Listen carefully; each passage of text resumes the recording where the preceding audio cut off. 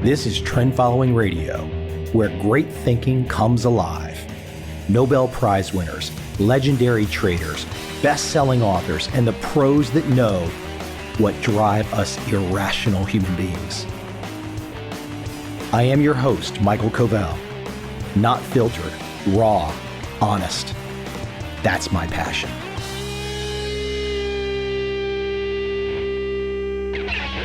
My guest today is Jack Canfield, American author, motivational speaker, corporate trainer, and entrepreneur. He is co-author of the Chicken Soup for the Soul series. 500 million copies in print? 40 languages? Wow, that is insane. That is absolutely massive numbers. I am forever honored to have so many successful, interesting guests in this show, and Jack only adds to that roster. Without any further delay, let's get into my conversation today with one of the best-selling authors of all time.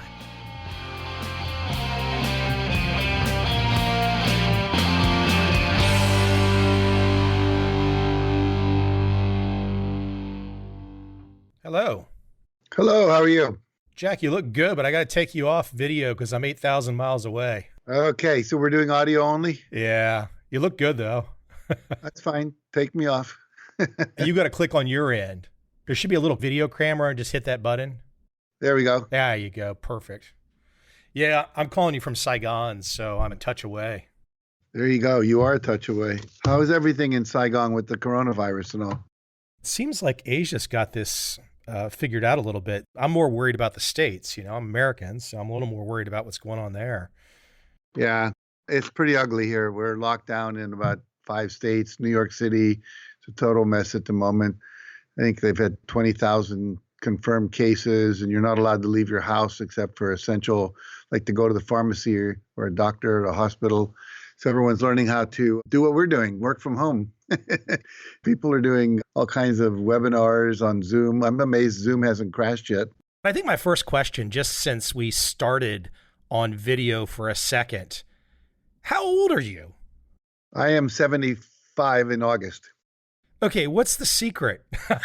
What, so looking as young as I do? Look, people, I'm not the first person to tell you this. And I like to think of myself as bringing this too, but you have a certain energy, and I know that goes all to your work and the way you live your life and all that, but it's a nice feeling to have that. And I know you have it. I do. A lot of people say I look like I'm in my late 50s, early 60s. I would say about 3 things. Number one, I started eating very healthy and taking lots of supplements when I was in my late 20s. I got involved in the whole health food movement. Number 2, I exercise regularly, do yoga, meditate. Number 3, I've forgiven everyone in my life. Number 4, I am someone who is pursuing the things I love.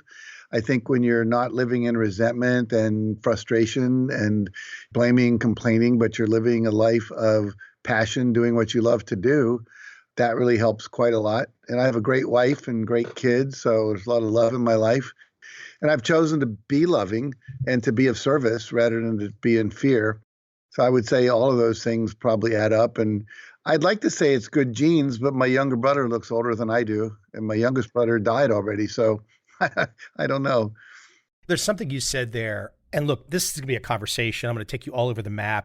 But you said something there to forgiven everyone in your life. That strikes me. I see so many people that get stuck in the past because I think forgiving is ultimately about letting go and letting go of the past, living in the moment. Speak to that some. A lot of people think if they forgive somebody, they're somehow condoning what they did. They've sexually abused me, they robbed me, they embezzled money from me, they talked behind my back, they had an affair, whatever it is. And the reality is when you're forgiving, you're giving for yourself. You're not condoning their behavior, but you're realizing 2 things. Number one, this was such an important thing in my life when I realized that everybody is always doing the best they can to meet some basic need they have with the best knowledge, skills, and tools they have at the time. If somebody embezzled money from me, they were trying to maybe feed their family or whatever. At the time, they didn't have the skills to ask or to negotiate or to earn the money on their own. a gang member when they're out there stealing your car. They didn't learn enough in school to be effective at making a living. And so they're out there wanting to be included in the gang. They want to feel like they belong. They want to be able to take their girlfriend to the movie. So this is what they do. One of the sad things about our prison system is we don't really teach people new skills and new concepts, but we punish them. And so they teach each other how to be better criminals. So for me, I realized early on, and I had a lot of things that I felt resentful for. I mean, I had a divorce where I felt like I got screwed by the justice system. I had people embezzle money from me. I had a person screw me in a real estate deal. I can go down the list. But the point being, I realized that every time you think a negative judgmental thought, especially of anger and resentment, you're actually secreting more acid into your body.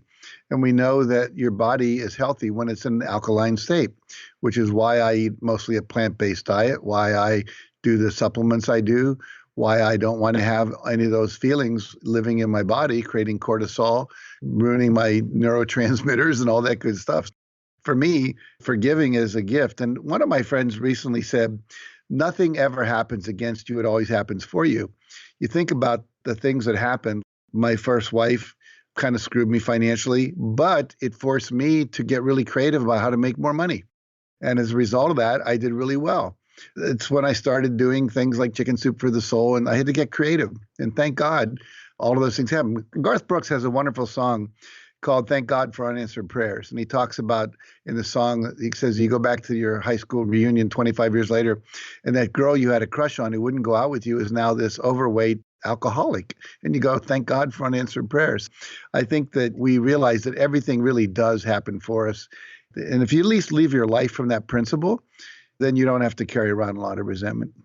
Before we dive into some success principles and really give people some hope for trying times, because I think there's no greater definition of trying times than right now in March of 2020. But I want to go back in time.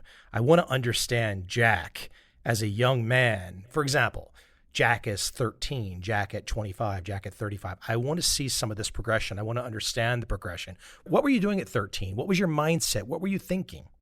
Oh, I was a typical Midwestern kid. At 13, I was probably figuring out how to survive when my parents moved to a new part of town. I didn't know anybody. So I was just trying to be cool and have everyone like me and ride my bicycle and engage in BB gun fights and all that kind of crazy stuff you do growing up in West Virginia. Also, I was in a military school at the time. I was poor, but I had a rich aunt, and she had a son named Jack who was killed in an automobile accident. So she kind of adopted me, not to live with her, but to just kind of give me some advantages that my brothers didn't get. If my name was Bob, I might not be talking to you today. I got a good education, but I was going to a school where all the other kids, their parents were the doctors, the newspaper editor, the lawyers. My dad was selling cash registers. It was a really different world. I always felt like I was in that world, but I wasn't of that world. I didn't belong to the country club, but I got to be a lifeguard working at the country club pool. So I was in that world, but I was looked down on. So I was trying to be included. That's probably what was going on for me. And as you start to move to late teens, early 20s, were there inspirations, were there mentors, influences that ultimately ended up shaping you when you were putting together something like Chicken Soup for the Soul? Yeah, by the time I was in my early 20s, I was going to graduate school at the University of Chicago, learning how to be a high school teacher. And I taught history for a number of years. And it was during the civil rights movement. Someone that I met at a laundromat invited me to go to Jesse Jackson's church. I thought, okay, why not? I went that Sunday, and I really got inspired by someone who was basically had a message of motivation and self-empowerment, self-responsibility for African Americans in Chicago. And it was an integrated church, although it was probably 95% Black. That was the beginning of opening up my eyes. And then the same person who I met in the laundromat invited me to go to a lecture series called Masters of Motivation or something like that. I went, and there was a guy named Herbert Otto who was the director of the National Center for the Exploration of Human Potential. And he was saying we are only using 10% of our brain, our mind power. So I said, wow, I want to use more than that. So I went up after the talk and I said, where can I learn to do more? And he said, well, there's this growth center called Oasis in Chicago. You could go and take workshops there. That next year, I took 17 weekend workshops. I think I paid for 10 of them, and the rest of them I just volunteered to hand out Kleenex, workbooks, clean up afterwards, whatever. I ran out of money.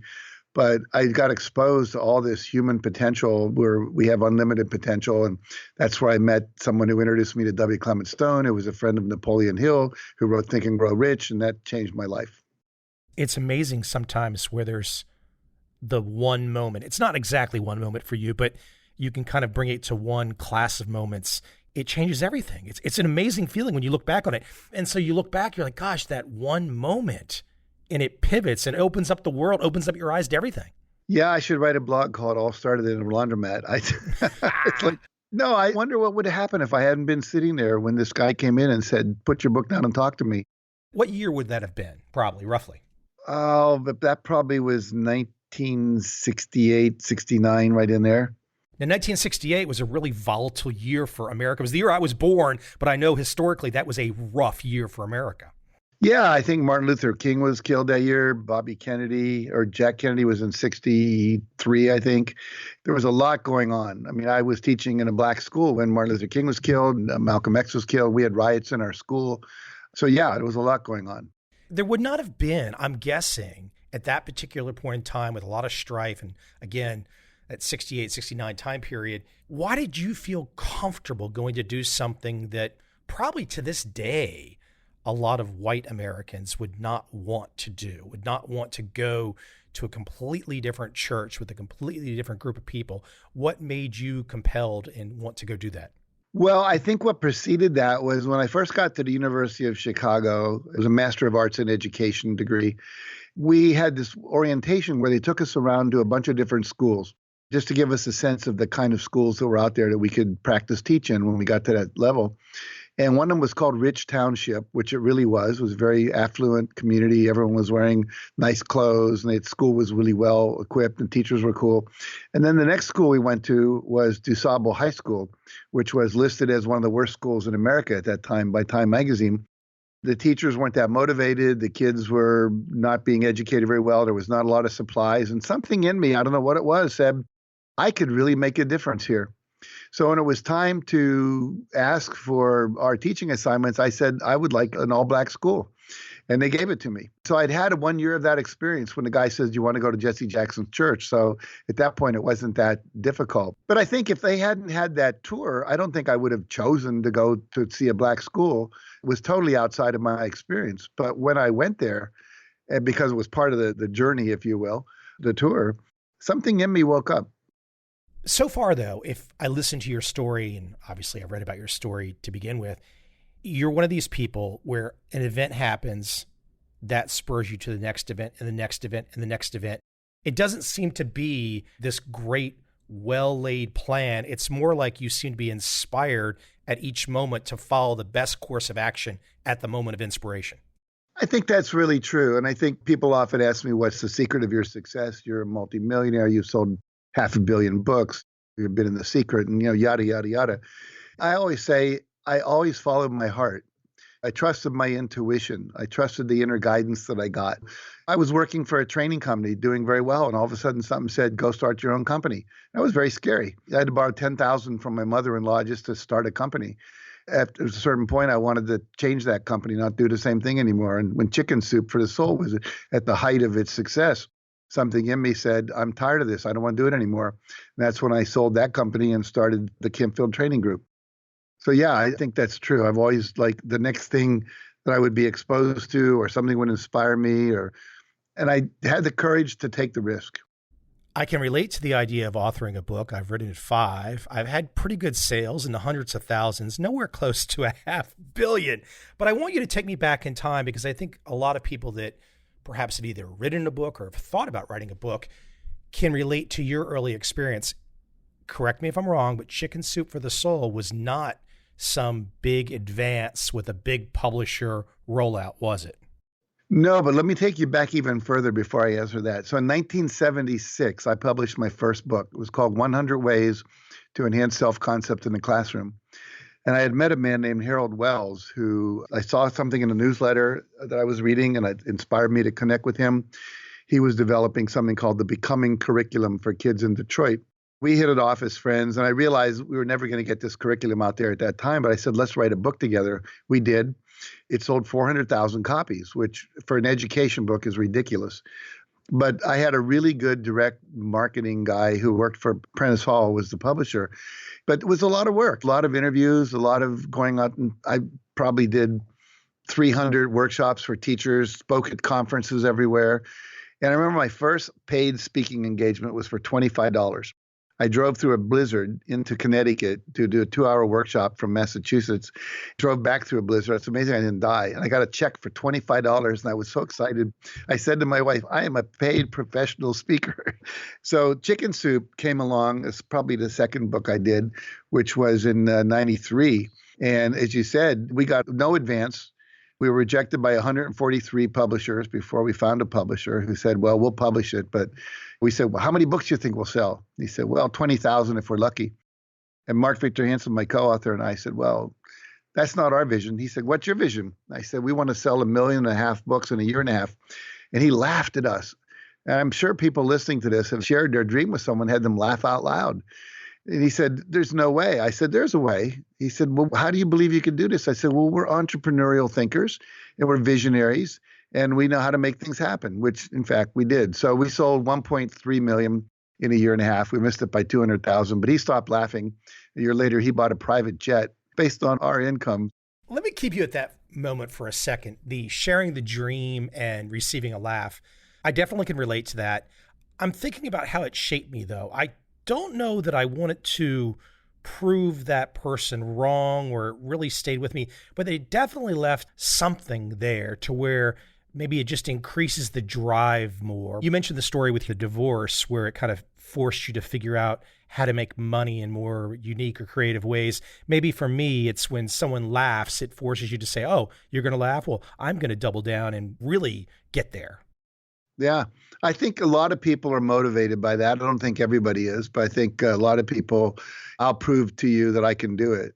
I think for me, my drive for success came from trying to prove I was worthy. I remember not too long ago doing some sessions with some people and really getting in touch with how I remember thinking, God, I've done 200 books. Is that enough? Am I worthy now?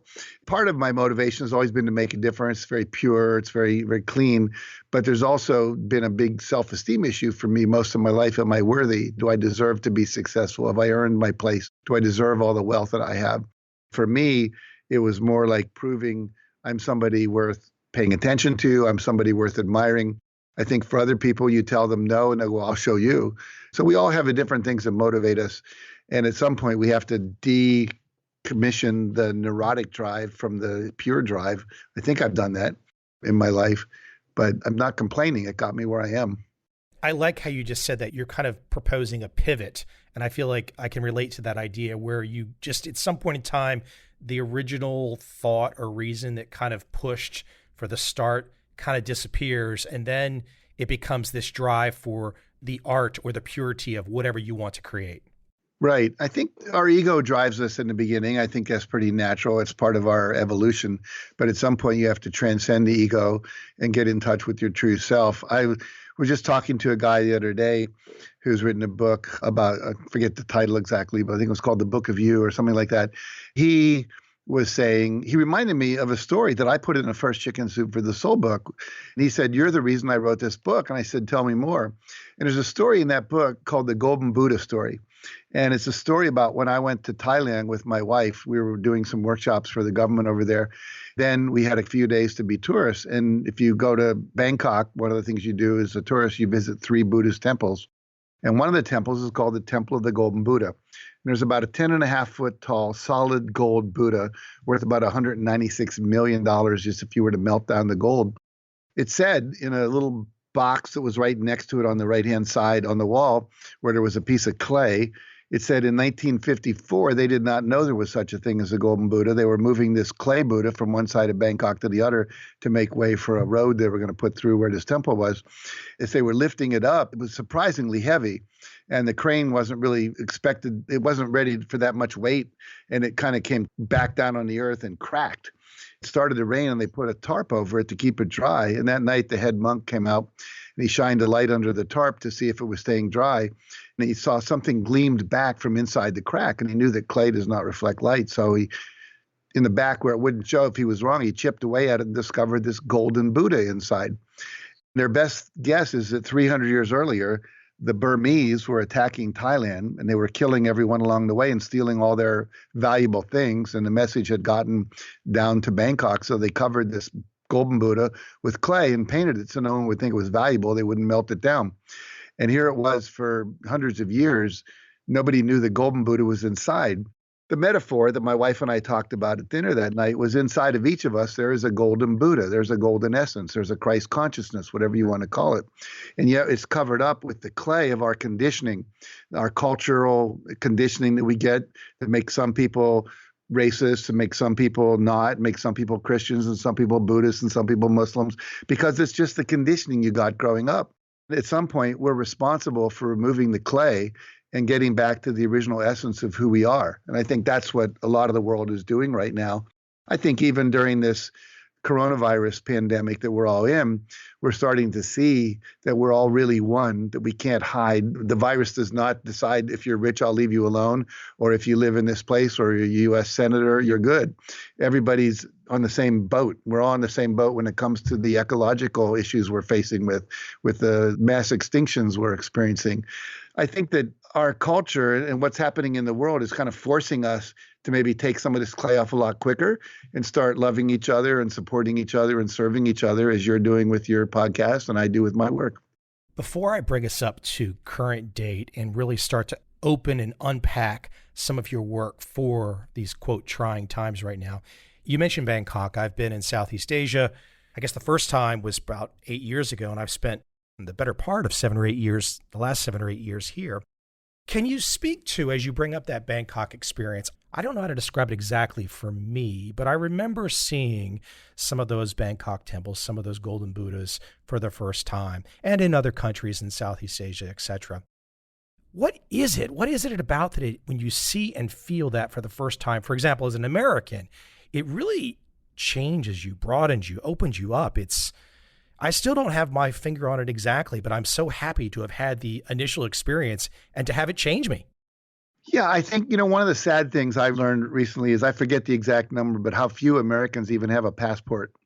The reality is when you travel, I think Mark Twain said this way back when, Samuel Clemens, he said, when you travel, you go and your beliefs get challenged. You wake up to other possibilities. The first time I went to Taj Mahal in India, the first time I saw the golden Buddhas or the reclining Buddha in Bangkok, the first time I seen some of the temples in other Asian countries, the Chinese wall, etc. It shakes you at some level because you're just not familiar with sometimes the magnitude, sometimes the reverence, sometimes the awe inspiration that is created when you climb a mountain or you go to Machu Picchu or whatever. For me, every time I travel, I meet different people. For example, the first time I was in Singapore, I had just seen the movie Gandhi. And I was kind of embarrassed that I had mostly a British background. My grandparents were British and German. When I was seeing what the British had done to India in the movie Gandhi, I felt kind of embarrassed about it. I was saying it to this general in the Air Force who I was having dinner with in Singapore in his home. He said, "Oh, no, thank God for the British." I said, "What? Why?" He said, "We'd have no postal system. We'd have no railroad. We'd have no communication." You just keep getting opened up to new possibilities. First time I meditated in a temple in India, I got stoned, not stoned like from marijuana, but stoned in a level where I didn't know you could feel that happy so quickly with another group of people chanting some words that I never heard before. And the same thing, I've had that in Christian meditation centers and doing Sufi dancing with the Sikhs and with the Sufis, which is a Muslim tradition of spiritual growth. Each of those just opens us up to new possibilities and seeing the world through new eyes. And I think you're just more expanded, I guess would be the word. As we expand out today, here we are.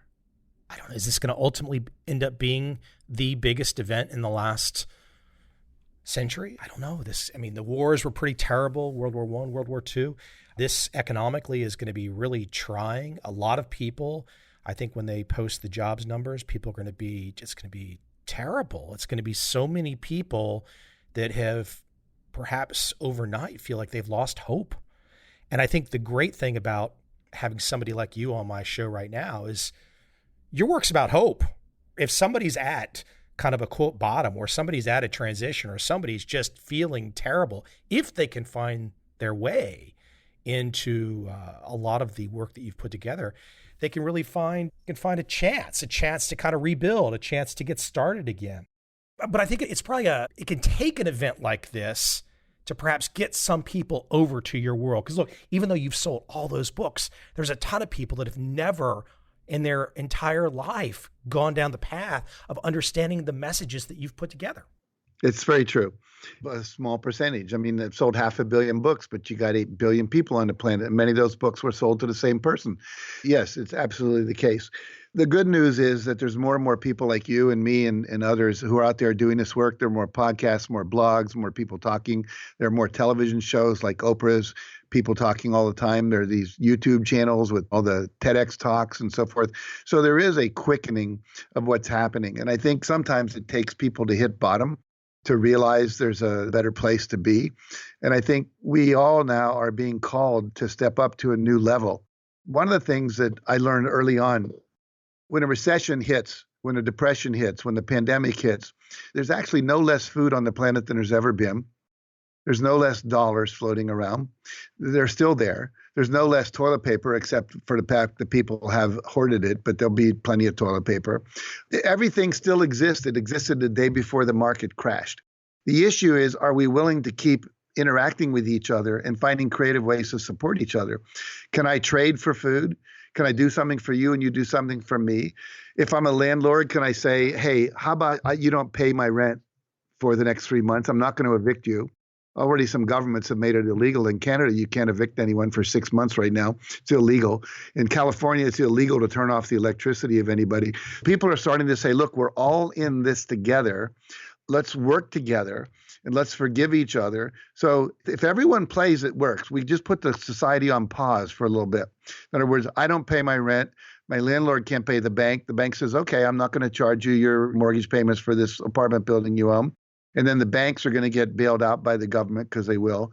Everybody can say, just calm down. One of my friends came up with an amazing idea the other day. He said, how about you borrow money from the government equal to 1 year's salary? It's a loan. And you get 1 year, 2 years, 3 years to pay it off. And you pay it off with no interest or like 1% interest or whatever it is.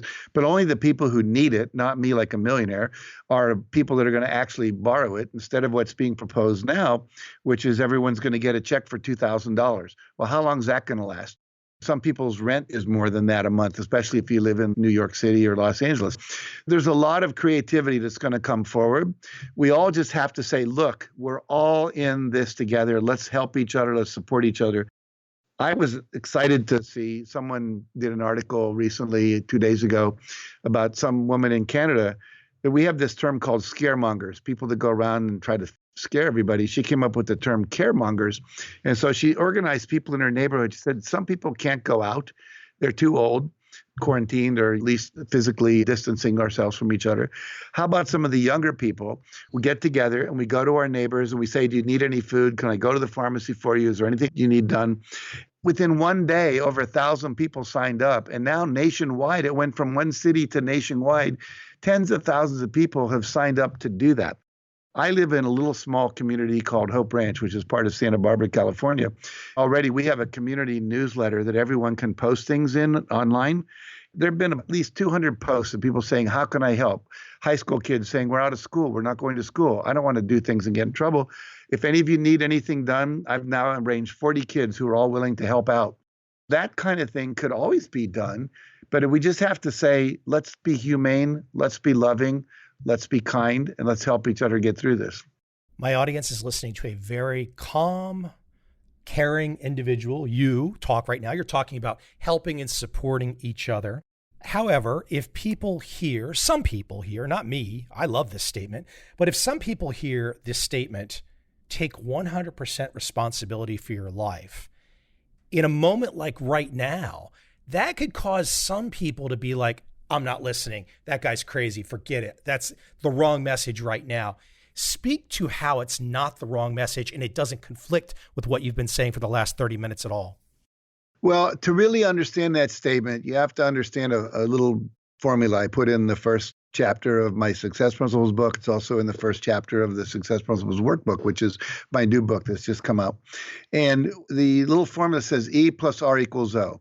That stands for event plus your response, that's the R, equals the outcome that you get. We have an event now called a worldwide pandemic. The result of what I'm going to experience, the outcome of what I'm experiencing right this moment, I am 100% responsible for. In other words, basically, there's three things you can control your responses: your thinking, your images, and your behavior. So that what you think, what you picture, and what you do or say. I'm responsible for that.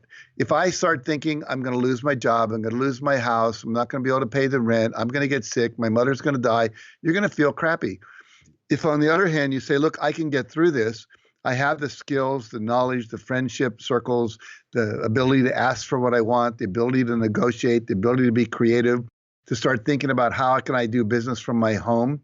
For example, anyone in the business you and I are in can do podcasts online. We can do video seminars. We can do webinars. We can charge people for that. We can run multi-level businesses from home, selling all kinds of health products and essential oils and things that help build your immune system. So there's lots of different ways to become useful and to be able to make a living, even if you've lost your job as a waiter. There are other ways, there are things you can do, but you have to get creative, because the minute you go into fear, which is a choice, which is a response, you start scaring yourself by imagining terrible things. You're now in the amygdala, which is in the back of your brain, which hijacks the prefrontal cortex of your brain, which is where rational thought and creative thinking comes from. So you're not going to be able to make rational decisions. We now know in America, gun sales, just, I think it was Delaware or New Jersey, have gone up 1,400%. Meaning 1,440% more people are buying guns because they're scared people are going to run out of food and then come try to take their house and their food or their gold or whatever.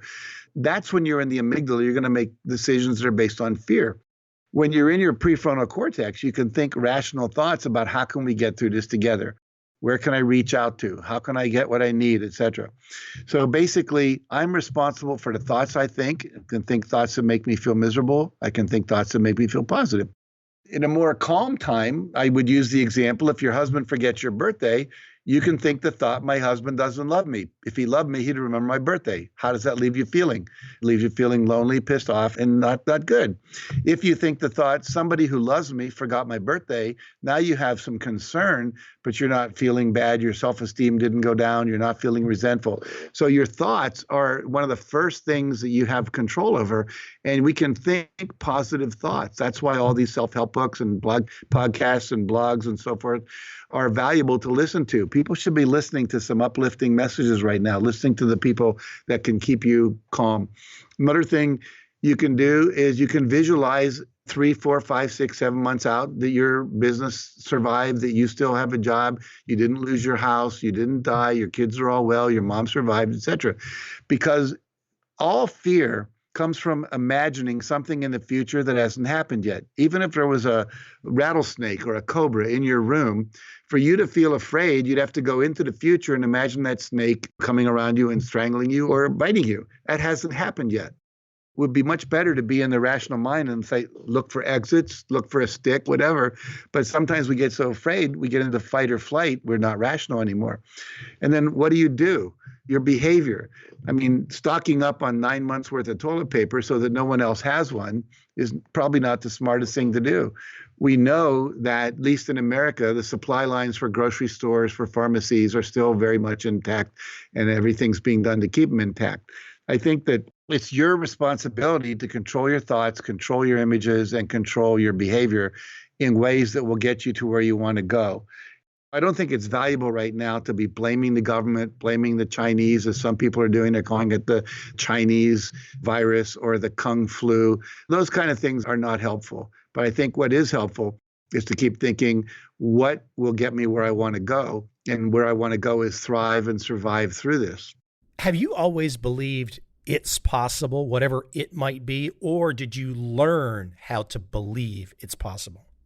I learned. I grew up in a very negative family. My father was an alcoholic. My mother was an alcoholic.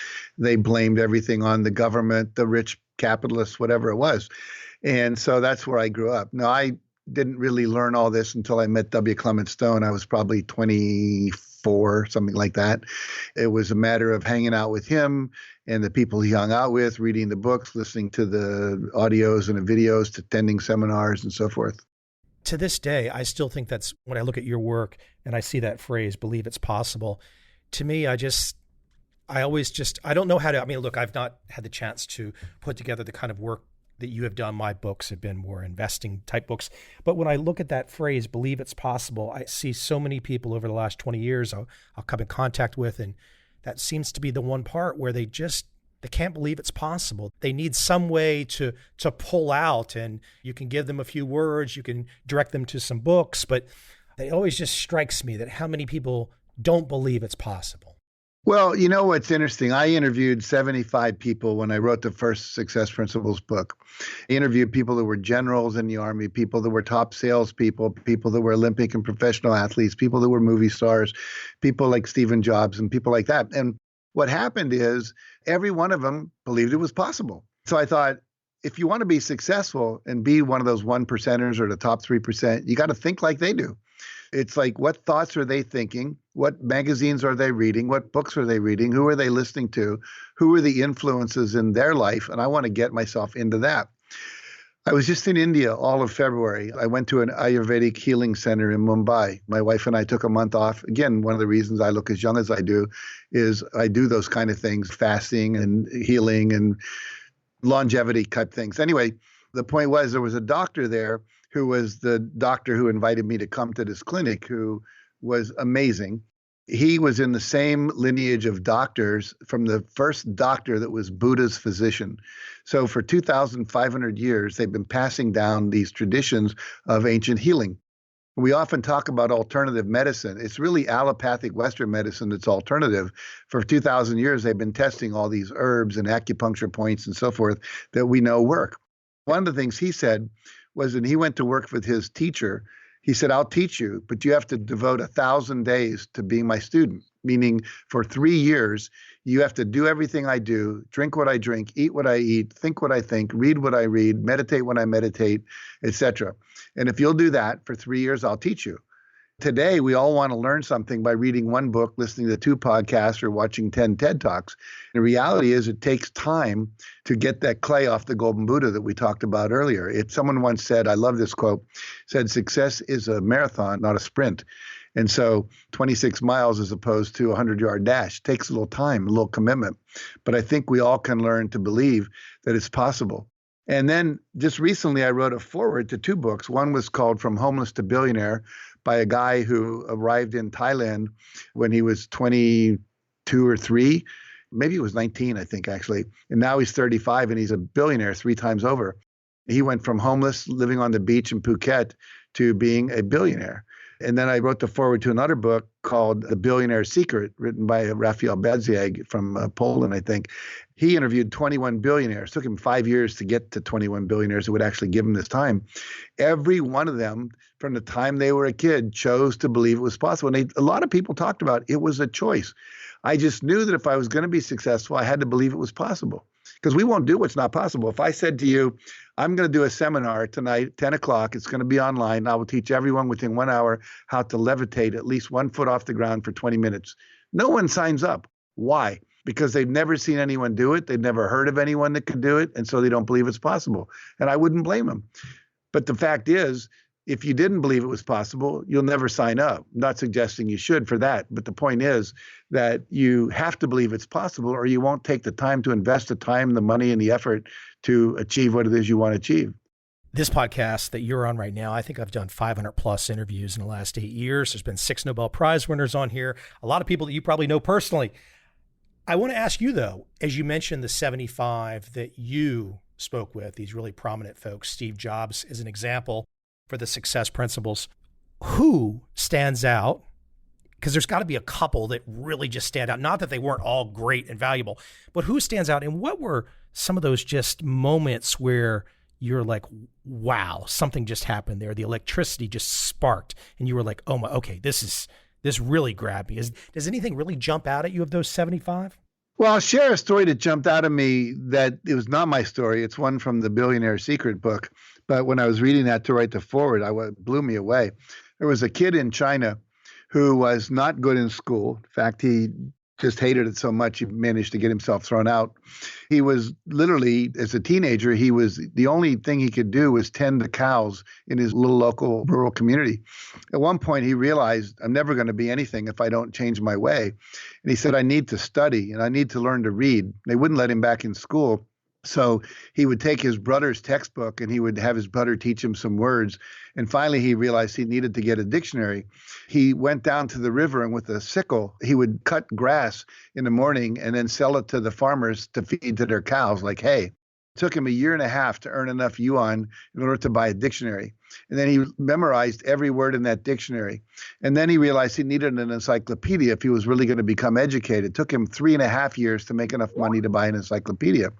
Little by little, he educated himself to where eventually, I believe I have the story right, he is now one of the major manufacturers of all auto windshields in the world. And he's now a billionaire. And I thought about what kind of courage and what kind of belief it takes to know at that young age, if I'm going to be successful, I have to change my ways. I have to believe it's possible. I mean, you and I could go out now. There's a dictionary online. We have a computer. He didn't have that.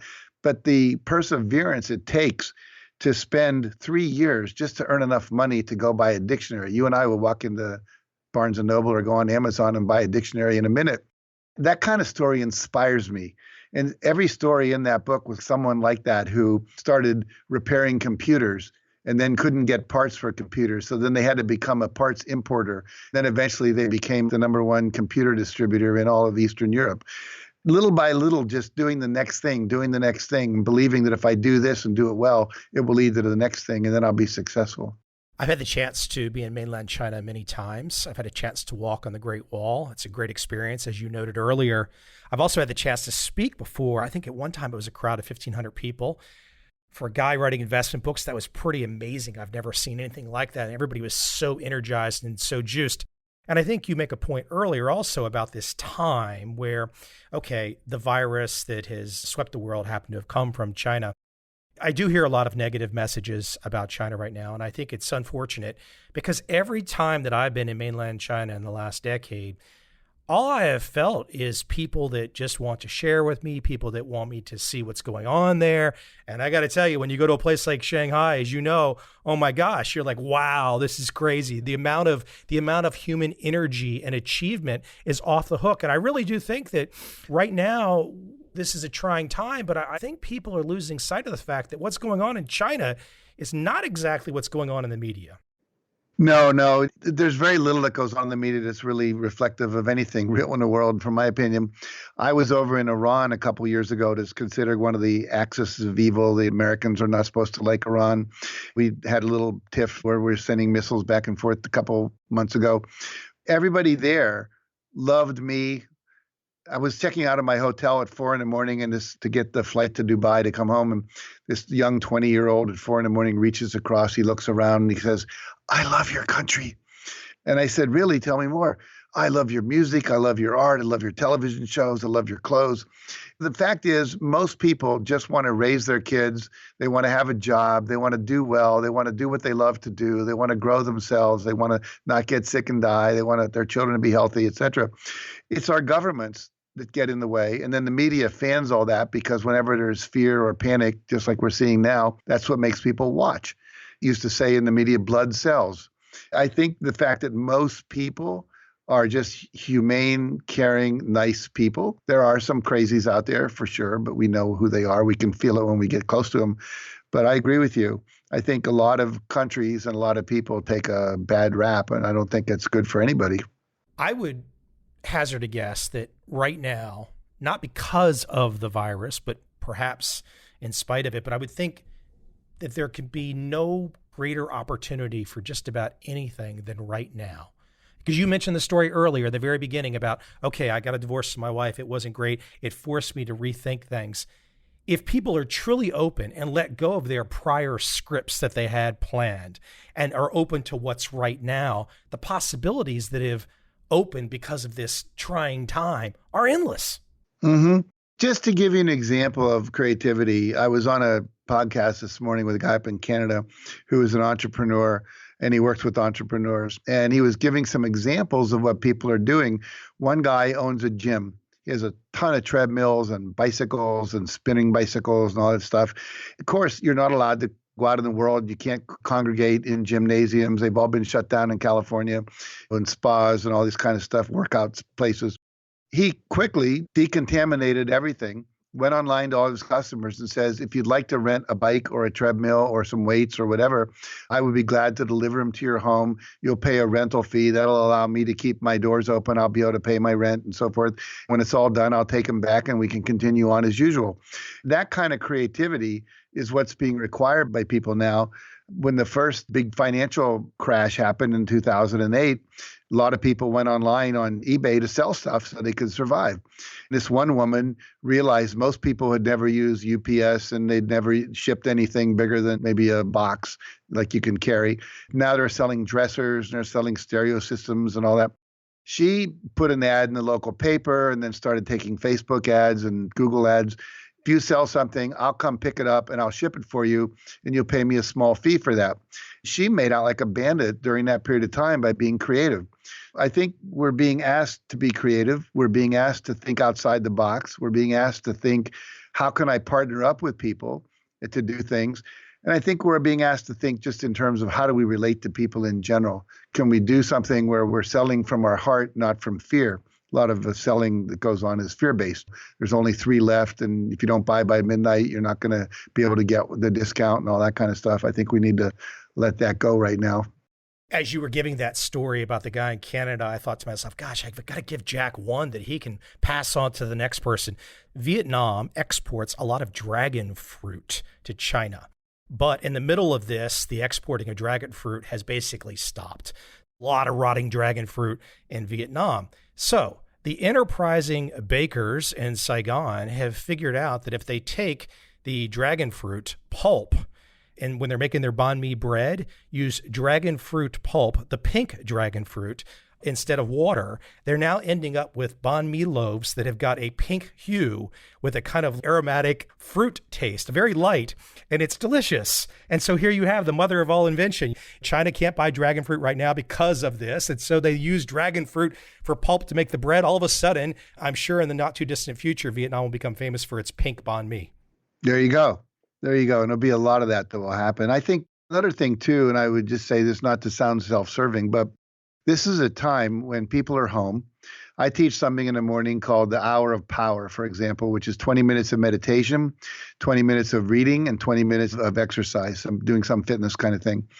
Most people are sequestered and they can't get out of their home. So now you don't have that hour-long or 2-hour-long commute in the morning, and or if you add them up at the end of the day and so forth. So why not read those books you've been putting off? Why not engage in some self-reflection? Why not engage in meditation? And whether it's my book or someone else's book is irrelevant, but I think that there's so many things right now that you can do to get fitter, to develop your brain, to get some more information, to clean up some messes. One of the chapters in my workbook is clean up your messes and incompletes. My wife and I, this weekend, normally I would have been out at this fundraiser in Los Angeles helping Bob Proctor and some other people you know raise money for a foundation called Unstoppable that builds schools in Africa, but that was canceled.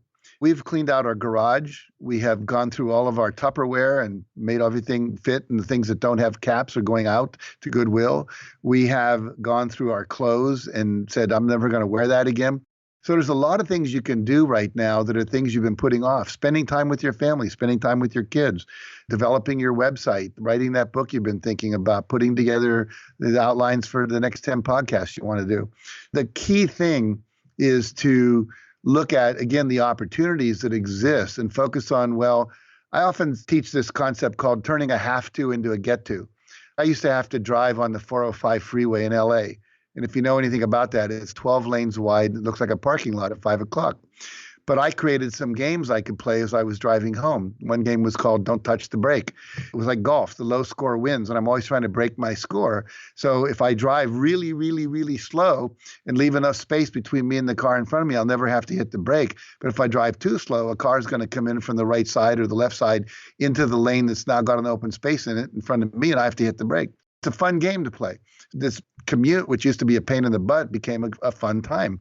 Now that you have to be sequestered or your business is not allowed to operate or whatever, Ask yourself, how can I turn this into a get to? What are the things that I get to do that I normally didn't get to do? I think a lot of that can be very useful and helpful in terms of your income, making money. You could be studying the stock market, reading books by Ray Dalio and Tony Robbins, Unshakable, and all that kind of stuff. Don't think of this as negative. Think of it as a unseen for yet positive, and start looking for the good.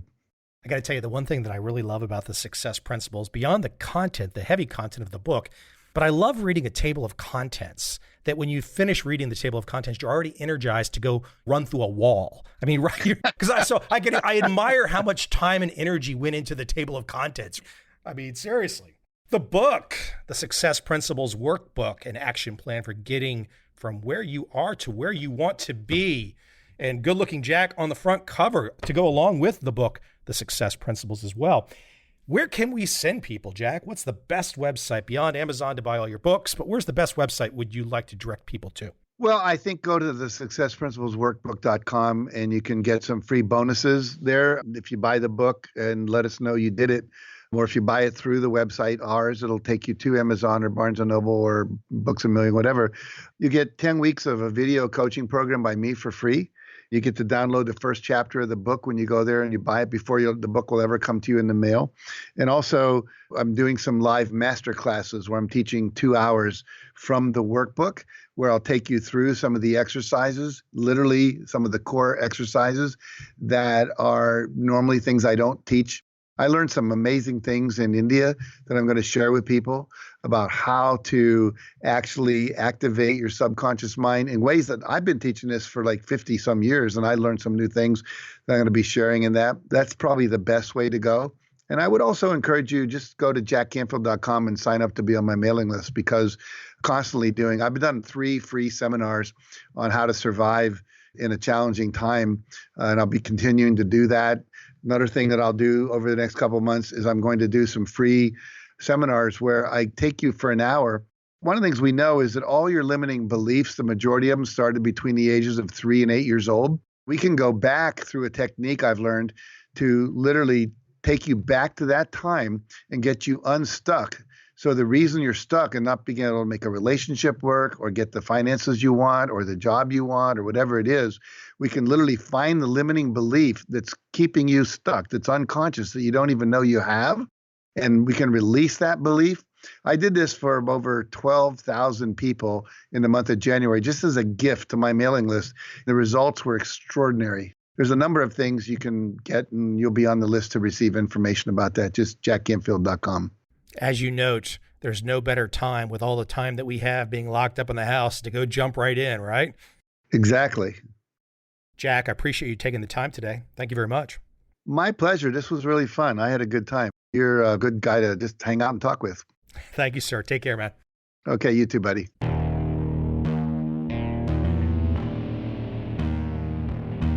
I see a time when those awake will understand how to make money in up, down, and surprise markets. Whether new trader or experienced, college student or financial advisor, protecting against a crash or just trying to make a lot of money, trend following offers everyone an answer in uncertain times. To get started immediately, send me an email, michael@covel.com. I will send you the right trend following steps to take along with my free video. But if you want to buy and hold, trust the government and trust Wall Street, this is absolutely not for you.